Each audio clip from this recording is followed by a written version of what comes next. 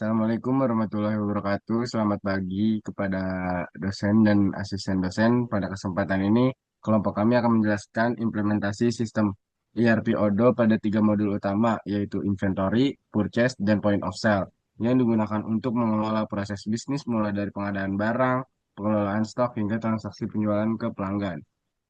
Jadi di sini ada modul pertama yang akan dijelaskan itu adalah inventory.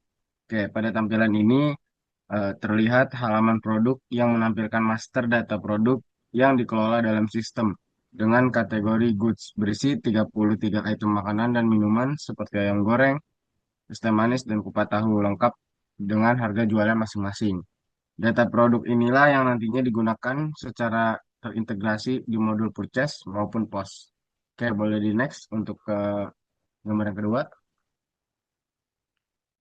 Oke, baik di sini. Nah, ini adalah laporan stok atau valuation yang menampilkan kondisi stok terkini. Untuk beberapa bahan baku seperti kacang tanah, eh, ketupat, tahu, dan toge. Nah, di sini juga bisa dilihat nih ada unit cost, total value, jumlah stock on hand, serta free to use. Dengan total valuasi stok saat ini mencapai 1.688.000. Lalu fitur ini juga membantu memantau nilai aset stok secara real time. Oke, boleh di next. Nah, di bagian modul inventory ini juga adalah from now receipt yang digunakan untuk mencatat penerimaan barang masuk ke gudang. Nah, kita juga bisa mengisi asal barang, tanggal penjadwalan, tipe operasi, serta menambahkan produk yang diterima pada tab operasional.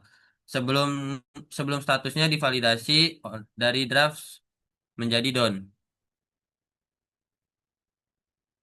Oke, selanjutnya ini ada daftar RFQ yang sedang berjalan sama status dan metrik OTD-nya. Jadi ini tuh dashboard RFQ yang menampilkan tiga RFQ yang sedang berjalan dengan masing-masing vendor, yaitu ada pemasok tahu pasar, toko sayur mayur Bu Eni, dan toko plastik dan kemasan Jaya.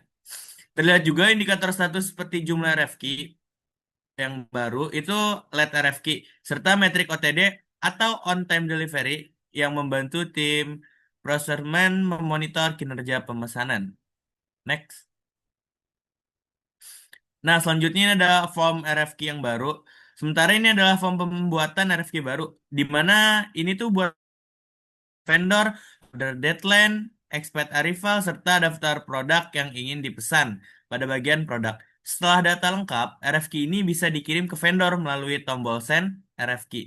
Lalu dikonfirmasi menjadi forecast order setelah harga disepakati. Next. Nah, selanjutnya ada modul terakhir yaitu point of sale yang digunakan untuk mencatat transaksi penjualan langsung ke pelanggan. Nah, ini adalah tampilan dashboard awal pos menunjukkan sesi kasir atau My Company yang berstatus to close dengan total penjualan sementara yaitu Rp114.000 dari 4 transaksi. Nah, dari sini kasir bisa melanjutkan sesi yang sedang berjalan melalui tombol continue selling. Nah, setelah masuk ke sesi kasir, ini adalah tampilan register utama pos, di mana kasir bisa memilih produk dari grid di sisi kanan, sementara keranjang belanja pelanggan ditampilkan di sisi kiri.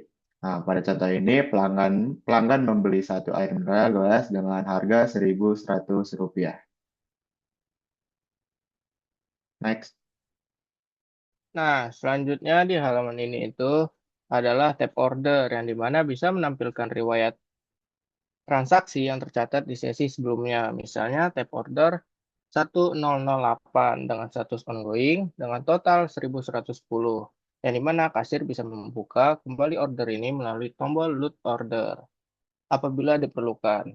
Nah, selanjutnya di halaman ini, di halaman payment, di sini kasir bisa memproses pembayaran dengan memilih metode seperti cash, card, atau customer account. Nominal pembayaran diinput melalui numpad, kemudian transaksi diselesaikan dengan menekan tombol validate. Oke, Oke, jadi dari keseluruhan alur di atas, terlihat bagaimana purchase menangani pengadaan barang dari supplier, inventory mengelola ketersediaan dan penggerakan stok, sementara pos mencatat transaksi penjualan yang otomatis mengurangi stok secara real time. Ketiga modul ini terintegrasi penuh tanpa perlu input data berulang. Jadi sehingga proses bisnis menjadi lebih efisien dan akurat. Mungkin demikian penjelasan yang dapat kami sampaikan dari kelompok kami. Terima kasih atas perhatiannya. Wassalamualaikum warahmatullahi wabarakatuh.